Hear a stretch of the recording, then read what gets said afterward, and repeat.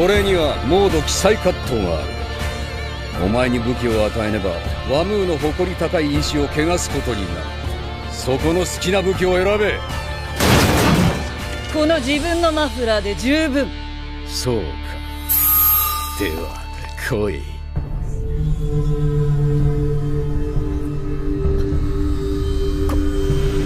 カーズの構えは殺気がない。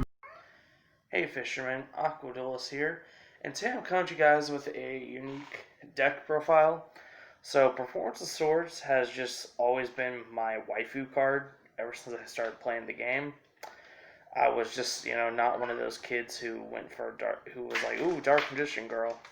No, I was more interested in Performance of Swords. So yeah, this is like a rank 6 ritual deck. So excuse the noise you hear in the background. My cat's going a little crazy right now, so yeah. We're going to go ahead and jump into this deck. So, starting off, we play 3 copies of Performance of Sword. So, just a really old non-effect ritual. She recently got a reprint in the Speed Duel set, but sadly was a common, so no rarity upgrade. Hoping she gets a rarity bump in like a Speed Duel OTS pack, so that'd be cool. So that's down. And then I'm also playing 3 copies of Sapphira, the Queen of Dragon. So she's my favorite ritual card, to be honest. I've just always really liked this card. So basically, whenever you summon her, or if a light monster was sent to the grave, during the end phase, you can draw 2, discard 1.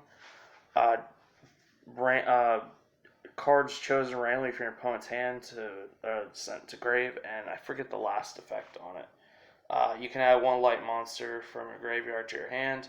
It's been quite some time since I've used Sapphira. Last time I played Sapphira in any deck was back when, Cyber Angels were like a decent rogue deck right when Link started, and I just didn't really like Cyber Angels. They were too one-trick pony for me. So now going off to the next ritual, and I am playing 3 copies of Incantation Chalice Slime. Not really much of a need to explain incantations because I've always seemed to be playing at least one ritual deck, and I've explained the incantations quite a lot. So that's it for the ritual monsters. Now, going off to the effect monsters, starting off with our incantations. Standard ratio, 3 copies of Incantation Pencil Plume, 3 copies of Bookstone, and then 2 copies of Candle and 2 copies of Talismandra, because you don't ever want to draw Talismandra or Candle. You'd much rather open Pencil Plume or Bookstone. So that's it for those guys. Not really going to explain those, just because I have quite a bit already. And incantations have been out for a while. Now I'm also playing 3 copies of Manju, standard staple for any ritual deck. You just play 3. And then I play 3 copies of Gale Dogger. This card's insane, absolute nutters. Yeah, you pay 6k, but you go +4. So, and life points don't really matter that much in the game now. So, yeah, this card's just insane. So, that's it for the monsters. 25 monsters, pretty high monster count. So, now going off to the spells, playing 3 copies of Commencement Dance. This is the ritual spell for Performance of Sword. 3 copies of Hem of Light, ritual spell for Sapphira. 1 copy of Incantation Inception.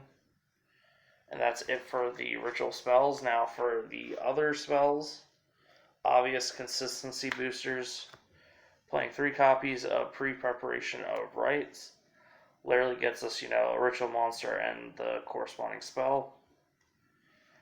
And then playing 3 copies of pre-preparation of rites, which, basically can get us any ritual monster in this deck. And, we can add a ritual spell from grave if we have any. And then lastly, I'm playing 2 copies of Fulfillment of the Contract, which we pay 800, special summon a ritual monster in graveyard, and then banish it when it leaves the field. It's an equip spell. Really awesome to see that this card got reprint back in, Hidden Summoners as a rarity bump. But yeah, that's really cool. A lot of people don't really, I feel, know about this card, so that's really awesome.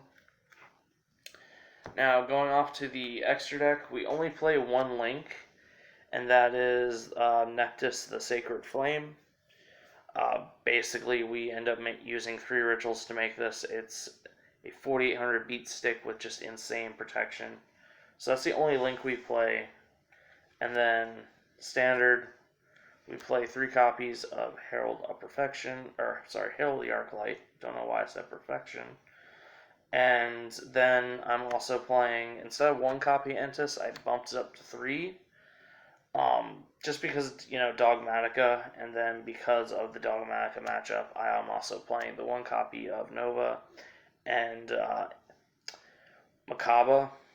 There's been like a few times where certain players who do play Dogmatica will, make me dump like twice. So, it's nice to always have the options, just to do this every time. And like, we have the extra deck space for it, so no reason not to. Now, for the XYZs, as I said, this is mostly a rank 6 deck. So we're playing 3 copies of the best rank 6 in the game, and that is Photon Strike Bouncer, not Bouncer. So it's just like a negate for if we go first. You can get 2 out with a really, really good hand, but you're at least going to always end on 1. This is just a fun casual deck. Then I'm playing 2 copies of Vampire, I don't know how you pronounce it. Is it Sheridan? Just kind of like, it's okay. It's kind of cool. Just another rank 6. We can, steal shit from our opponent's graveyard, or monsters. And then 1 copy of Concealer Parliament M7. So that's just kind of like a, bounce of the hand. Was thinking of playing the Jinzo rank 6 in here. If I do, I'd probably cut out one of these just to play 1. But it's like niche-ish, so yeah. Hope you all enjoyed this really cool, just unique waifu rank 6 ritual deck. It's definitely different. Like, I haven't seen anyone ever do like deck profile on this ritual monster in particular, and it's just because it's my old favorite waifu card. So guys, I hope you all enjoyed the video. Go ahead, comment any comments y'all's got, and harpoon that like button, harpoon that subscribe button if y'all want to see more awesome content in the future. And I will see y'all in the next video.